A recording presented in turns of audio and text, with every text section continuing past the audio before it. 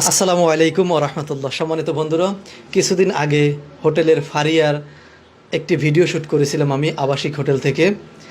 তাকে বিবাহ দেওয়ার জন্য একটি ছেলেকে খুঁজছিলাম, যেন ভালো মানের একটি ছেলে পাওয়া যায়। কিন্তু ইতিমধ্যেই অনেকে সেই প্রস্তাবে রাজি হয়েছিলেন।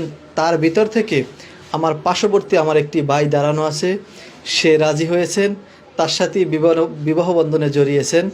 আসলে ফুল বিষয়টা একটু আপনাদের মাঝে আমি ফুটিয়ে তোলার চেষ্টা করব, আর তাকে আমরা কোশ্চেন করব কেন তাকে সে বিবাহ করেছেন, আর বিবাহ করলে কি কি ফায়দা আছে, আর এই বিবাহ সম্পূর্ণ ভিডিও ফুটেজটাও আমি আপনাদের মাঝে দেওয়ার চেষ্টা করব ইনশাআল্লাহ।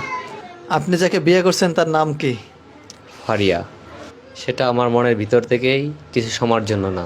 বিয়েটা হলো গিয়ে যে একটি মনের আন্ডারস্ট্যান্ডিং থাকা লাগে।